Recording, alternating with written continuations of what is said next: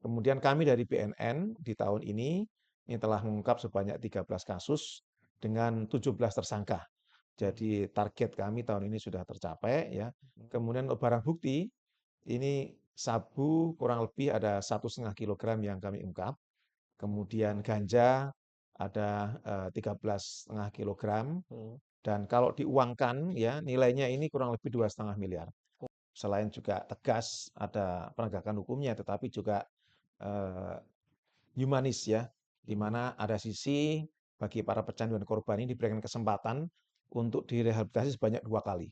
Hmm. Nah, manakala nanti yang ketiga dia masih menyalahgunakan, maka diproses hukum sesuai dengan ketentuan perundang-undangan yang berlaku.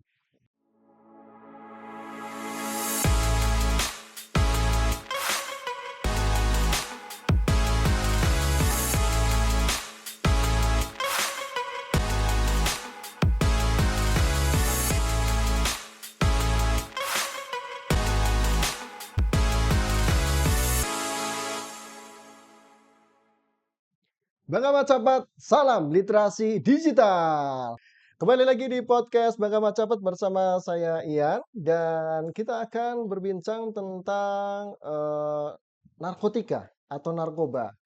Narkotika atau narkoba ini memang menjadi sebuah isu yang bukan hanya di tingkat nasional, tapi juga isu global, ya. Di seluruh penjuru negeri di dunia, ya. Bagaimana upaya pencegahan narkoba ataupun narkotika memang selalu diupayakan oleh pemerintah di berbagai negara. Nah, bintang tamu kali ini adalah bintang tamu yang spesial kita hadirkan dan kita akan berbincang-bincang ya tentang upaya pencegahan narkotika ataupun narkoba khususnya di Provinsi Jawa Tengah. Siapa beliau? Ini dia, beliau Kepala Badan Narkotika Nasional Provinsi Jawa Tengah, Bapak Brigjen Polisi Dr. Haji Agus Rohmat, SIK SHM Hum. Selamat datang Bapak. Terima kasih. Selamat datang di podcast Bangga Macapat Dinkominfo Kabupaten Purbalingga. Ya. Sehat selalu ya Pak ya. Alhamdulillah Mas Ian, terima Alhamdulillah. kasih atas undangannya di podcast Dikon dari Kabupaten Purbalingga. Purbalingga, Ya, ya. Ya. Terima kasih atas kehadirannya. Mengawali perbincangan kita nih Pak ya, ya, bisa diceritakan secara ringkas Pak, perjalanan karir Bapak sampai menjabat Kepala BNN Pak. ya. Terima kasih. Saya lahir di Demak, Provinsi Jawa Tengah, Oke.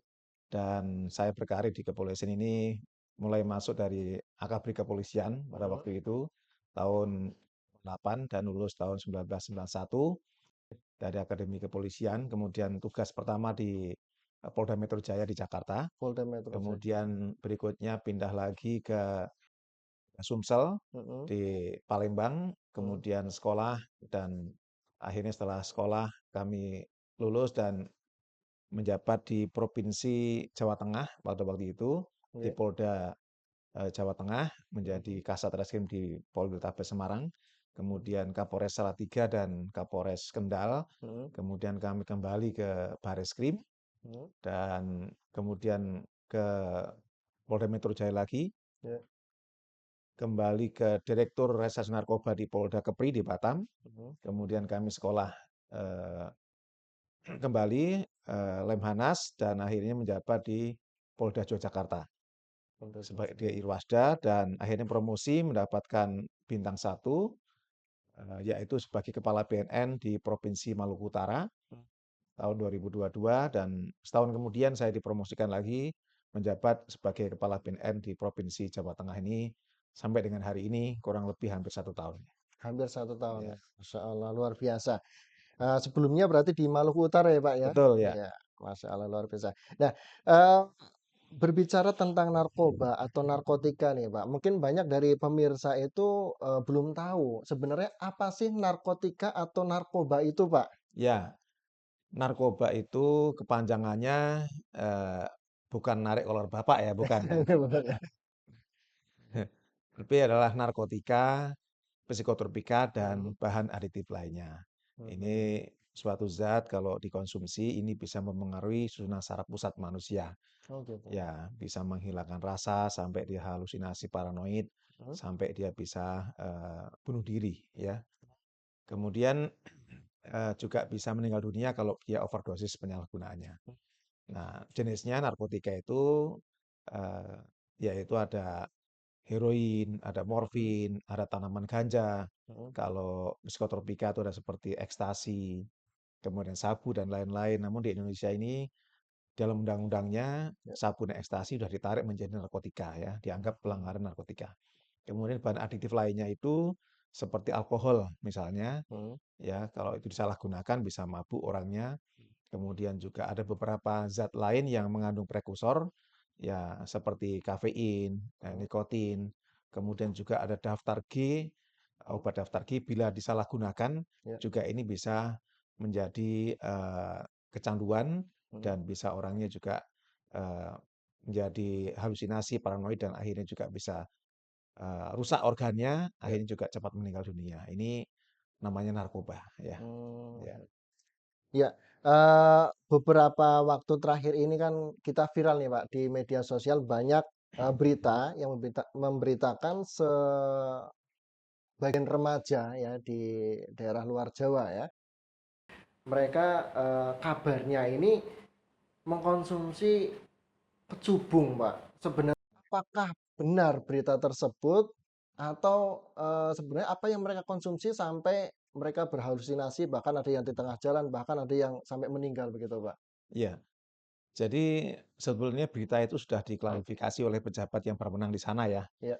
bahwa tidak benar bahwa mereka itu mengkonsumsi kecubung sepenuhnya. Oh. Jadi yang dikonsumsi itu adalah obat-obatan daftar G ya Mhm. atau bahkan psikotropika Mhm. golongan satu berupa namanya Zenit ya. Zenit. Ya, Zenit ini psikotropika golongan satu dan dia sebetulnya digunakan untuk obat tulang ya, Mhm. mengurangi rasa sakit, Mhm. tapi kalau itu digunakan overdosis Mhm. juga itu bisa berdampak kepada halusinasi karena dia menekan susunan saraf pusat manusia. Nah, sehingga apabila dia overdosis maka bisa kejang di saluran pernafasan dan Mhm. akhirnya dia tidak bisa bernafas, jantungnya berdebar keras dan itu bisa meninggal dunia. Ya, kemudian juga saya melakukan apa namanya? Mendengar bahwa juga mereka ini mengkonsumsi alkohol dicampur dengan obat-obat yang lain.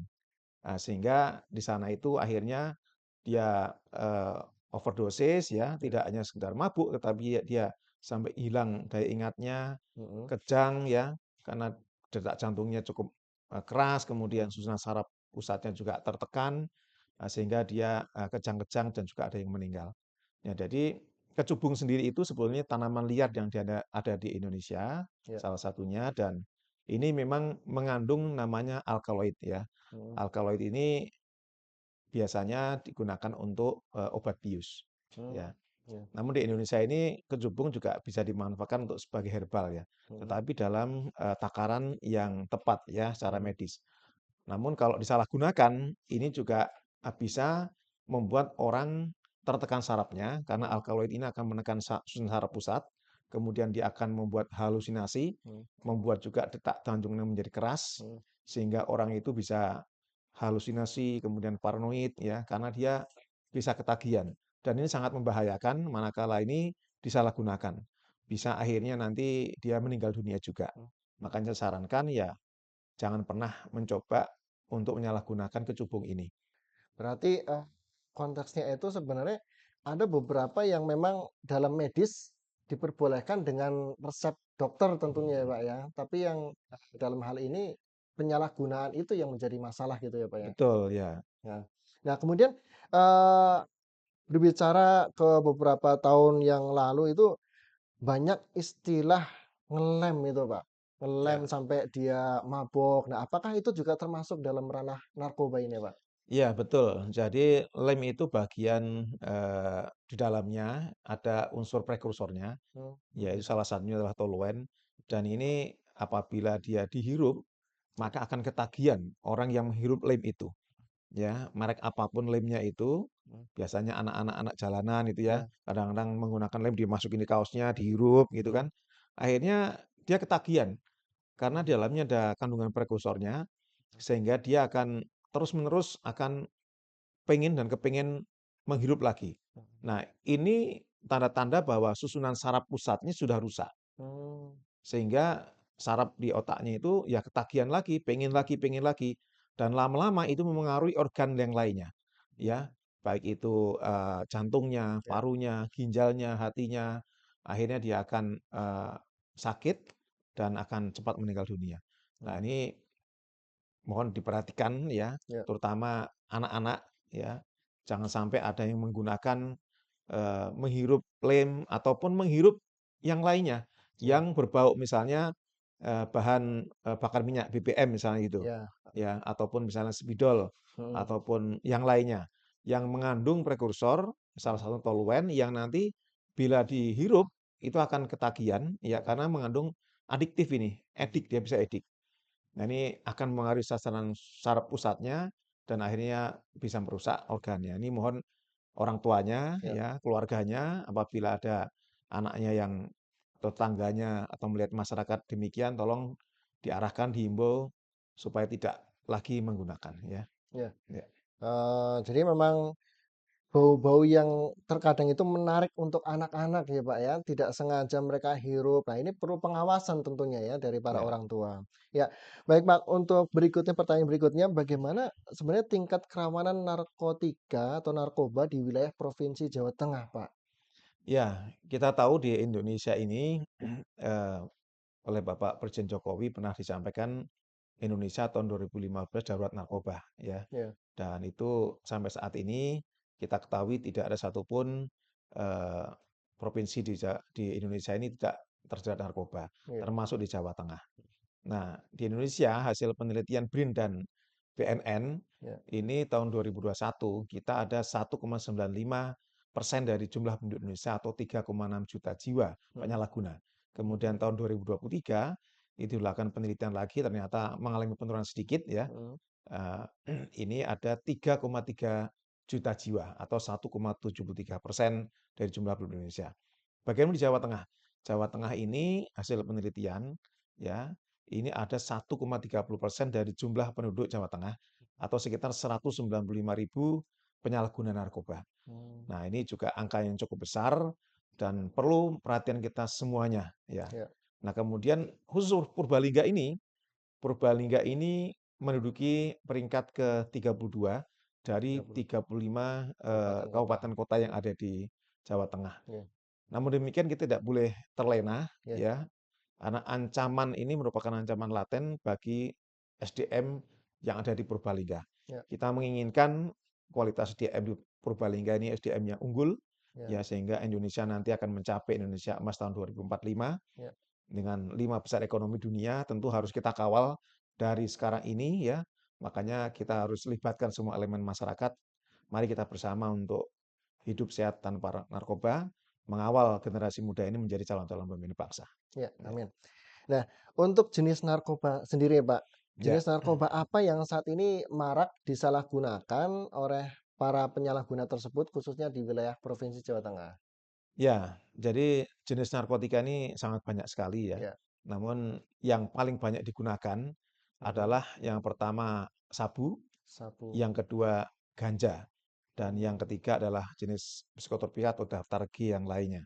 mmm, Nah, kalau sabu ini banyak digunakan oleh para pekerja, sedangkan untuk ganja ini kebanyakan anak-anak mahasiswa atau anak remaja yang menggunakan karena harganya terjangkau. oh gitu, Kemudian untuk anak-anak SMA, SMP, bahkan ada anak SD juga, mhm, nah ini banyak menggunakan psikotropika ataupun daftar G, ya seperti heximer, ya, trihexyphenidyl, kemudian alprazolam, ya, kemudian juga tadi tuh Zenit, ya, mhm, Carnopen, kemudian ada namanya pil Yalindu, ya, mhm, Belnipam, Magadon dan sebagainya. Nah ini harganya murah.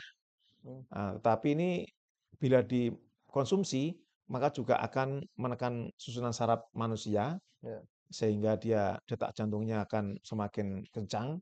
Dan kalau ini terus-menerus digunakan, bisa ketagihan dan mhm, membahayakan karena bisa apa namanya nafasnya terganggu ya, mhm, saluran nafasnya sehingga dia tidak bisa nafas dan bisa juga tidak sadar dan meninggal dunia. mmm, Nah, ini perlu waspadaan kita bersama.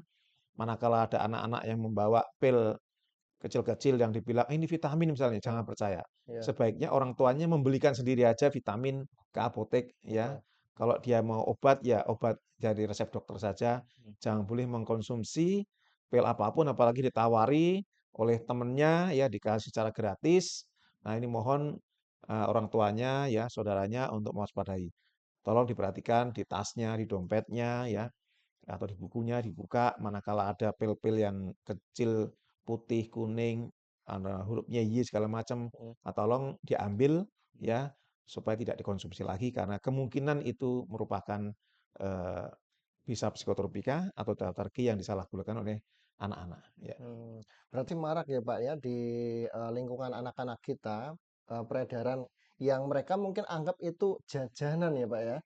Ya, Sering ditemukan seperti itu, Pak? ya, bisa jadi dalam bentuk macam-macam ya. Ada juga yang katanya dicampur dalam permen Iya, ya heeh, atau makanan mhm, dan sebagainya. Nah, ini kita harus juga waspada ya orang iya, tuanya, jangan sampai nanti anaknya ini karena terpengaruh dengan, kawannya mhm. ya, terpengaruh dengan media sosial dan sebagainya. Nah, tolong didampingi, diarahkan ya, supaya tidak terjerat penyalahgunaan narkoba ya. Ya, Ya, memang perlu senantiasa diawasi ya, namanya anak-anak juga, ya, kita perlu wanti-wanti ketika mereka bergaul, ketika ketika mereka, di lingkungan mereka dengan teman-temannya ya, senantiasa diingatkan.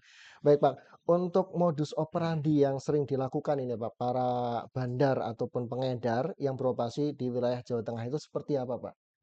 ya, modus operandi atau cara mereka, mengirim atau menjual atau Ya, membawa ini berbagai cara ya. mhm, Kalau dulu menggunakan kurir, mhm, ya, dengan seseorang membawa, baik itu menggunakan transportasi darat, mhm, mobil, kendaraan, ataupun menggunakan transportasi udara, ya, baik itu diselundupkan di dalam barang-barang tertentu, ya, misalnya di bawah sepatu mhm, atau dalam tasnya, ya gitu ya. Kemudian ada juga yang di badannya, tapi juga ada yang lewat laut, ya, mungkin juga dari luar negeri seperti di Malaysia masuk ke Tanjung Mas misalnya gitu, mhm, menggunakan kontainer segala macam. Tapi sekarang ini mulai bergeser dengan adanya kemajuan teknologi dan informasi, mereka menggunakan yaitu jasa pengiriman ekspedisi. oh, Nah, ini sekarang ini ada Tokopedia, ada Shopee ya, iya, iya, ada media-media yang lain seperti Facebook, Twitter, segala macam. Nah, ini ada hal yang positif, tapi juga ada hal negatif iya, yang bisa betul, disalahgunakan oleh para bandar, oleh pengedar. iya, Nah, dengan kode-kode tertentu, mereka menawarkan barang narkoba ini. Namun mhm, demikian kami dari BNN dan kerjasama dengan instansi terkait lainnya, kami telah melakukan upaya-upaya pencegahan ya. Kami selalu melakukan cyber patrol ya, patroli cyber mhm, ya di dunia maya ini untuk mengantisipasi jangan sampai mereka terus-menerus menjual belikan dan sudah banyak yang kita ungkap ya iya.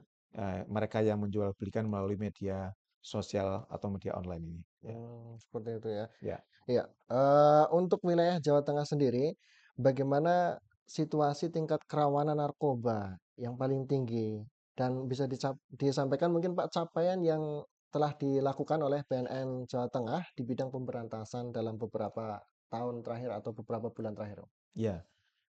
Jadi di Provinsi Jawa Tengah ini untuk peredaran narkoba yang paling tinggi adalah yang pertama adalah di Kota Semarang. Hmm, Kota Semarang ini adalah pusat ibu kota dari hmm, Provinsi Jawa Tengah. Tentu di sana kompleks sekali ya ya, permasalahannya.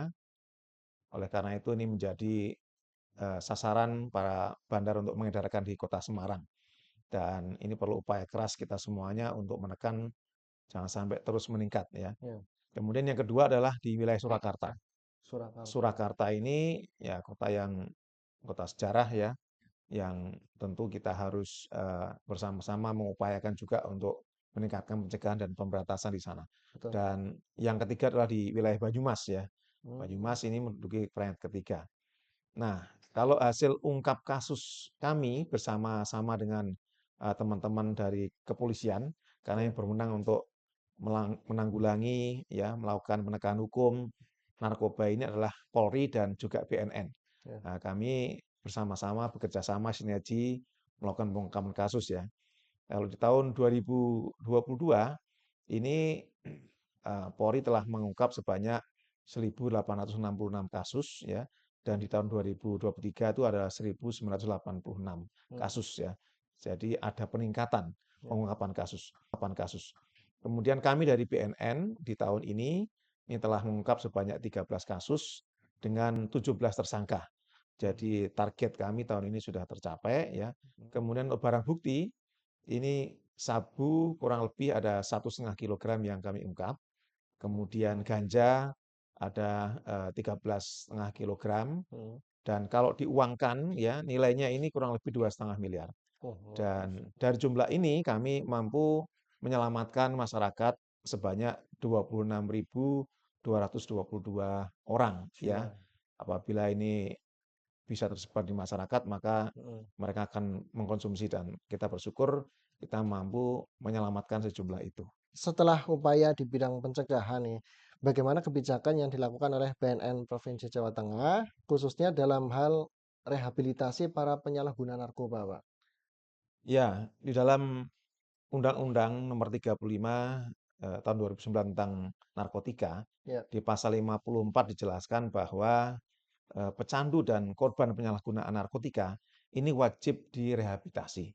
Hmm. Nah, memang undang-undang ini selain juga tegas ada penegakan hukumnya, tetapi juga eh, humanis ya, di Hmm. mana ada sisi bagi para pecandu dan korban ini diberikan kesempatan untuk direhabilitasi sebanyak 2 kali. Hmm. Nah, manakala nanti yang ketiga dia masih menyalahgunakan, maka diproses hukum sesuai dengan ketentuan perundang-undangan yang berlaku. Nah, tentu kita menghimbau kepada mereka-mereka ya yang sudah menggunakan atau memakai, Ya. maka segera untuk bisa hadir datang ke tempat kami di BNN Provinsi Jawa Tengah maupun Hmm. di BNN Kabupaten Kota. Kami ada 9 BNN Kabupaten Kota di Jawa Tengah ini Ya. untuk bisa kami bantu diobati, yaitu dengan cara direhabilitasi secara gratis. Ya, Hmm. jadi silakan. Nah, ini bukan merupakan suatu aib ya, Ya. tapi justru ini manakala keluarganya mampu mengajak pemakai ini untuk bisa berobat, direhabilitasi merupakan sebagai seorang pahlawan yang telah Hmm. menyelamatkan keluarganya, saudaranya, bahkan masyarakat lingkungannya. Ini adalah pahlawan ya, Ya. pahlawan kemanusiaan, di mana mampu membantu sesama untuk eh, bertobat ya, sembuh dari penyalahgunaan narkoba menjadi orang yang hidup normal, hidup sehat tanpa Hmm. narkoba. Ya. Ya, jadi untuk masyarakat ya yang memang menjumpai ya ada saudaranya yang seperti itu bisa dibawa ke kantor BNN untuk istilahnya diobati seperti itu ya, Pak, ya? Ya, jadi Heeh. tidak hanya di BNN saja, Heeh. tentu juga ada rumah sakit umum daerah, Mhm. kemudian rumah sakit jiwa, maupun yayasan-yayasan yang telah menjadi IPWL ya, Ya. institusi institusi penerima wajib lapor ya, ini bisa memberikan rehabilitasi. Jadi Mhm. ada beberapa yayasan swasta yang Ya. memang bisa juga melakukan rehabilitasi maupun instansi yang punya pemerintah ya, Mmm. rumah sakit umum daerah maupun rumah sakit jiwa yang telah menjadi IPWL untuk melayani masyarakat direhabilitasi ya. Ya. Boleh, ya. Dan itu bukan aib ya, Pak, ya? Bukan, Justru ya. itu adalah pahlawan untuk menyelamatkan, bangsa seperti itu ya? Ya, Ya. pahlawan kemanusiaan ya. Ya.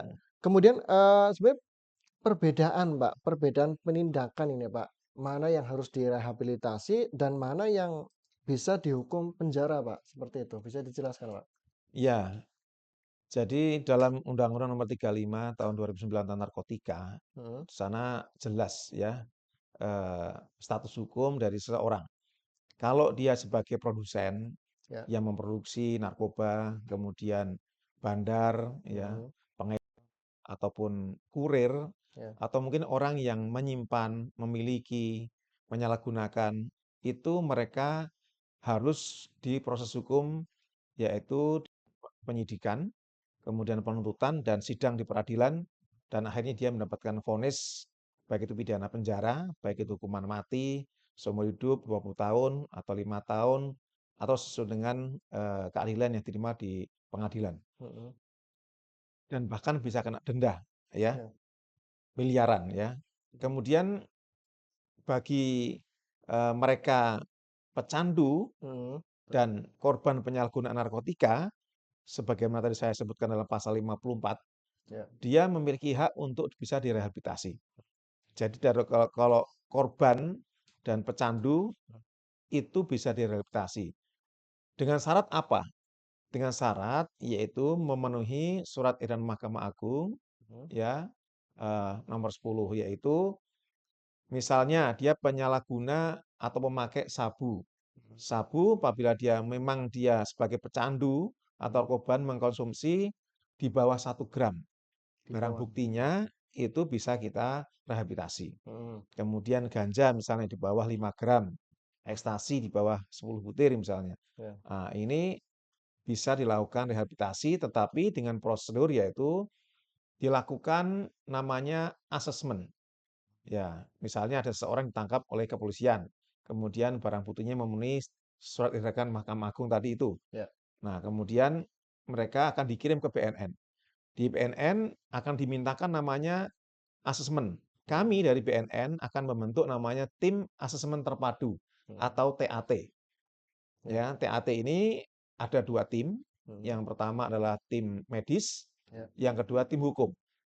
Tim medis ini terdiri dari psikolog atau psikiater dan dokter, nanti akan mengasesmen kepada pecandu atau korban tadi itu, akan ditanya ya dan akan dianalisa apakah dia pemakai ringan, sedang atau berat. Mhm. Nanti akan diberikan rekomendasi apakah dia dirawat jalan atau rawat inap.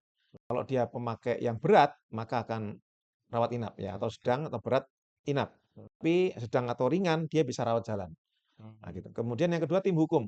Ya. Tim hukum ini terdiri dari penyidik BNN, penyidik Polri, kemudian dari kejaksaan, Ya. juga bisa dari Bapas kalau nanti ada anak-anak ya. Mhm. Nah, tugasnya nanti akan menganalisis apakah dia ini memang produsen, bandar, pengedar, kurir, atau merangkap sebagai pemakai. Nah, Mhm. kalau merangkap, tentu dia tidak bisa direhabilitasi langsung, tetapi di proses Proses hukum, hukum. tapi dia tetap memiliki hak untuk direhabilitasi, mungkin nanti sesuai dengan tingkatannya, atau nanti di lapas. Ya. Nah, tapi kalau dia murni, hasil tim hukum tadi itu menilai bahwa ini memang dia penyalahguna atau pemakai, ya, atau pecandu, maka dia bisa direkomendasikan untuk direhabilitasi. Nah, ini perbedaan mana yang bisa diproses hukum maupun yang bisa direhabilitasi. Ya. Berarti yang ketika ada orang yang datang ke BNN ataupun ke rumah sakit, kemudian dia seorang pengguna, itu tidak diproses hukum ya Pak ya? Datang dengan kesadaran sendiri Pak? Ya, ya bisa. Kalau dia kesadaran sendiri, Mhm. ya, ini nanti kita akan bantu untuk kita rehabilitasi. Ya. Atau ada ketentuannya sendiri Pak? Untuk tadi disebutkan misalkan berapa gram dia mengkonsumsinya atau bagaimana gitu Pak? Nah, kalau itu mereka yang tertangkap, ya. Yang tertangkap Ya, ya? yang tertangkap oleh aparat penegak hukum, baik oleh Polri maupun BNN, nanti akan kita analisa dulu barang buktinya berapa banyak ini. Mhm. Kalau dia mengaku memakai, setelah kita cek urinnya positif, barang bukti di bawah surat edaran Mahkamah Agung tadi itu, maka dia bisa untuk kita Proses. rehabilitasi. Tapi bagi masyarakat yang karena kesadarannya, Ya.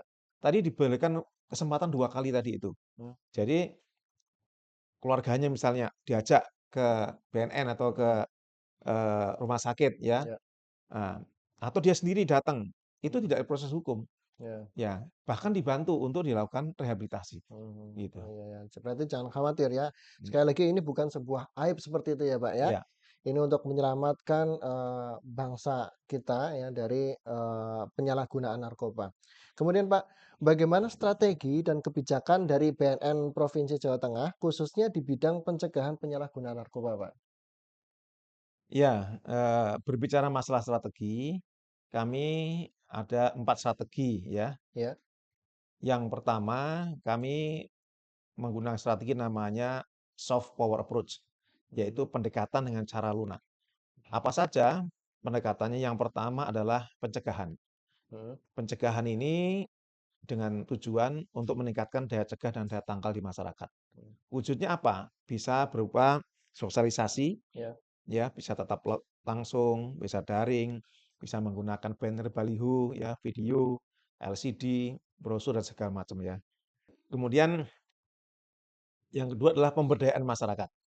Pemberdayaan masyarakat itu kita mengajak semua elemen masyarakat untuk bersama-sama mencegah dan memberantas narkoba karena tidak mungkin pemerintah dalam hal ini BNN maupun polisi saja yang menangani ya karena ini semua elemen harus terlibat.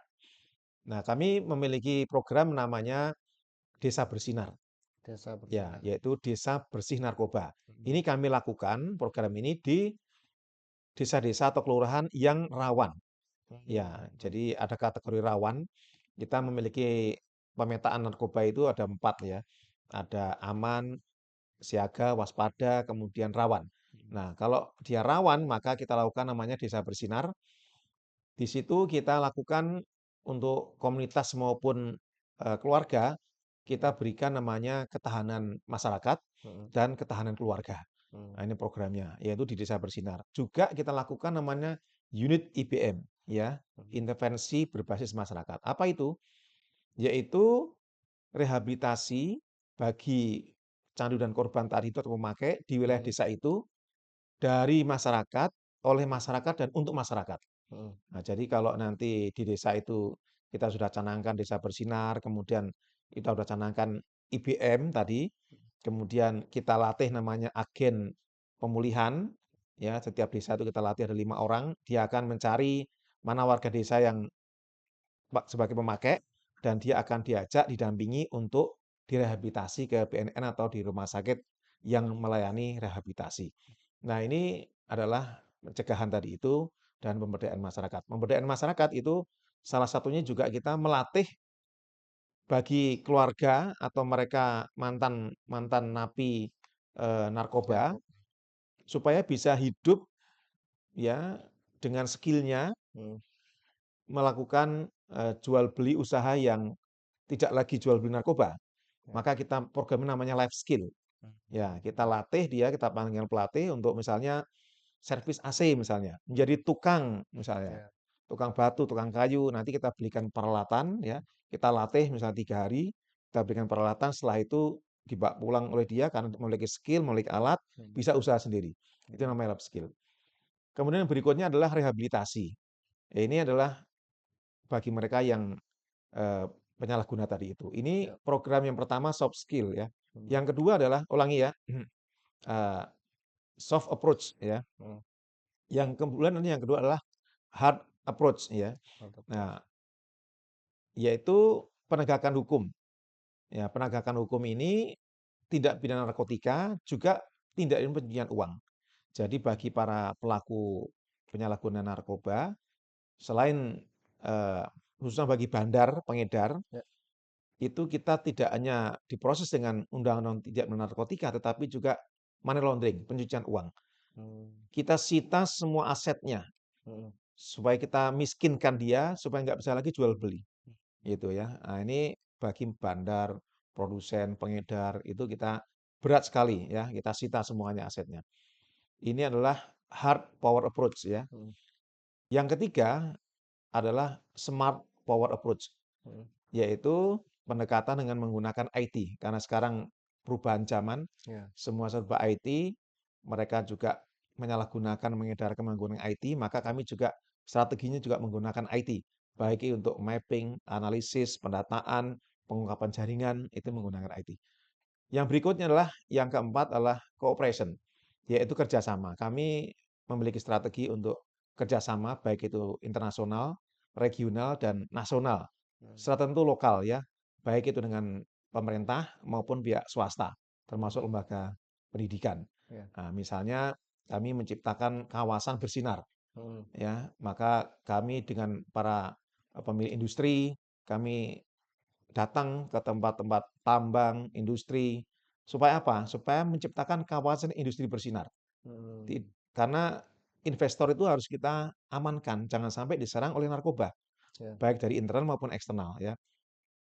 Kawasan wisata, kita juga ingin kawasan wisata bersinar, bersih dari narkoba. Jangan sampai manajemennya, karyawannya menyalahgunakan atau pengunjungnya yang memakai tempat itu Mhm. untuk menyalahgunakan. Supaya apa? Supaya meningkat PAD-nya, ya, kesejahteraan masyarakatnya dengan banyak orang merasa nyaman di situ ya. Wah, udah indah, enak, tidak ada penyalahgunaan orang-orang mabuk misalnya. Jadi orang nyaman di situ Ya. sehingga meningkatkan income per kapita. Kemudian apa lagi? Yaitu kawasan kampus bersinar. Ya, Ya. semua kampus kita ajak kerjasama, kita ada deklarasi perang lawan narkoba, kita lakukan pemeriksaan urin, Hmm. kita lakukan sosialisasi. Ini hampir semua kampus sudah kita eh, datangi dan kita MOU. Ya. Nah, kemudian kawasan sekolah bersinar. Jadi sekolah semua juga kita kunjungi, ya kita MOU. Tiap hari Senin kita menjadi pembina upacara. Kemudian sama kita lakukan deklarasi, kita lakukan sosialisasi dan pemeriksaan urin. Dan kita latih namanya soft skill bagi guru maupun murid menjadi sukarelawan ya untuk mengawasi teman-temannya, termasuk mengawasi orang luar jangan sampai menyerang sekolah itu dengan narkoba. Ya. Namanya soft skill. Nah, ini semua upaya-upaya dalam rangka kita mencegah dan memberantas narkoba di Jawa Tengah. Tentu kita berharap nanti semua elemen mewujudkan kawasan yang bersinar, akhirnya kabupaten kota itu bersinar, bersih narkoba. Ya. Kalau semua kabupaten kota di Jawa Tengah ini sudah bergerak bersama bersinar, maka insya Allah Jawa Tengah bersinar, bersih dari Bersinar narkoba. seperti itu, Ya. luar biasa ya. Berikutnya Pak, ketika menjalankan tugas seperti itu, apa saja tantangan ya yang dihadapi oleh BNN Provinsi Jawa Tengah dalam penanganan pencegahan narkoba tersebut, Pak? Ya, kita hadapi pasti ada, ya. Apalagi perkembangan zaman ini selalu berubah. Ya. Tantangan yang pertama tentu kesadaran hukum dari masyarakat sendiri. Hmm. Ya, kita tahu pendidikan di masyarakat ini kan berbeda-beda. Ya. Taraf ekonominya juga tentu berbeda-beda, sehingga kesadaran hukum ini juga akan berbeda-beda. Nah, ini memerlukan kiat-kiat bagaimana kita memberikan informasi Ya. kepada masyarakat, ya, memberikan penyadaran kepada masyarakat tentang manfaat narkoba maupun bahayanya, serta sanksi-sanksi dalam undang-undang sehingga masyarakat itu bisa memahami dan tidak mencoba maupun bisa menghindari penyalahgunaan narkoba. Yang kedua, tentu perkembangan teknologi dan informasi. Ya. Nah, ini juga tantangan bagi kita, ya. Semakin maju zaman itu ya, pembangunan akan semakin maju, kesejahteraan maju, teknologi informasi maju. Ini membawa dampak positif dan negatif. Nah, dampak negatifnya salah satunya bisa disalahgunakan oleh para bandar untuk mengedarkan narkoba ini. Nah, tentu tantangan bagi kami juga kami harus meningkatkan kapabilitas ya SDM kami untuk juga mampu menguasai teknologi dan informasi ini dalam rangka mencegah dan memanfaatkan untuk memberikan informasi kepada masyarakat. Dan tantangan yang ketiga tentu dengan perkembangan ilmu pengetahuan teknologi, ini narkotika jenisnya juga bertambah terus. Bertambah. Iya, ada namanya eh, New Psychoactive Substances atau disingkat dengan NPS. Hmm. NPS ini merupakan narkotika jenis baru. Hmm. Di dunia ini sudah ada 1.300-an narkotika jenis baru. Dan di Indonesia itu sudah masuk sekitar 93 jenis baru narkotika. Ya, salah satunya adalah sintetik kanabinoid, sintetik metamfetamin ya. Kemudian ada namanya yang sekarang ini sedang marak yaitu tembakau gorila misalnya. Ya. Nah, ini di dalamnya juga ada sintetik kanabinoid. Nah, ini jenis baru ya. Nah, kita bersyukur ya sudah pemerintah sudah memberikan tambahan peraturan untuk jenis-jenis baru ini yang bisa ditegakkan menjadi pelanggaran narkotika. Ya. Nah, ini 3 tantangan kita yang tentu harus bersama-sama dan Ya. mari kita bersama untuk bisa menanggulangi demi kemajuan bangsa ini. Ya. Ya. Terakhir Pak, pesan untuk masyarakat khususnya di Kabupaten Purbalingga dalam upaya untuk Purbalingga sebagai kabupaten bersinar Pak atau bersih narkoba. Ya, ya. Saya himbau kepada masyarakat Jawa Tengah, khususnya masyarakat Purbalingga. Yang pertama, mari kita berani tolak narkoba. Jangan pernah mau diberikan secara gratis oleh para bandar, pengedar, atau siapapun juga. Ya, berani tolak, harus mau menolak dan jangan pernah mencoba namanya narkoba. Yang kedua, harus berani lapor.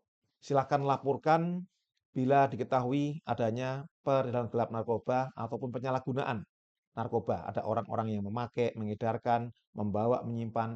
Laporkan kepada pihak berwajib, yaitu kepada BNN atau kepolisian. Dan Anda akan dijamin keselamatannya dan akan dilindungi. Kemudian yang ketiga, saya mengajak untuk berani rehabilitasi, yaitu bagi mereka yang saat ini telah menggunakan sebagai pemakai atau pecandu, ya silakan datang ke BNN atau ke rumah sakit umum daerah ya untuk diberikan rehabilitasi. Ini merupakan suatu hal yang sangat baik dan Anda menjadi seorang pahlawan manakala berhasil untuk mengajak saudaranya atau tetangganya untuk rehabilitasi. Dan ini bukan merupakan suatu aib. Kemudian saya mengajak kepada seluruh masyarakat, mari kita bergerak bersama melawan narkoba. Mengapa? Karena narkoba ini yang pertama adalah merupakan larangan agama. Semua agama ini melarang. Ya, dalam Islam juga ini merupakan haram ya bagi penyalahgunanya. Yang kedua, secara kesehatan akan merusak kesehatan karena akan merusak susunan saraf manusia, akhirnya organ tubuhnya rusak dan bila overdosis maka akan bisa meninggal dunia. Yang ketiga, ini juga akan merusak mental. Penyakitnya namanya skizofrenia, belah gangguan jiwanya, ya seperti orang gila, ya. Makanya jangan pernah mencoba.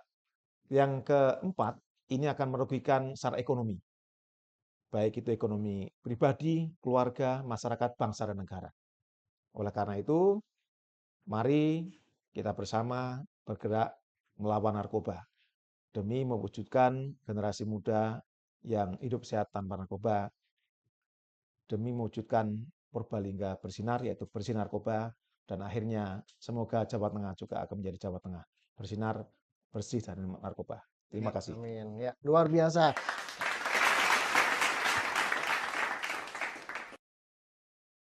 Iya, luar biasa Bapak. Terima kasih. Demikian tadi yang intinya pencegahan penyalahgunaan narkoba itu menjadi tugas kita bersama ya Pak ya. Ya, Untuk mencegah generasi muda kita dari penyalahgunaan narkoba menuju Indonesia Emas 2045 dengan generasi yang berkualitas. Terima kasih Bapak sudah hadir ya, di terima podcast kasih. kami. Ya.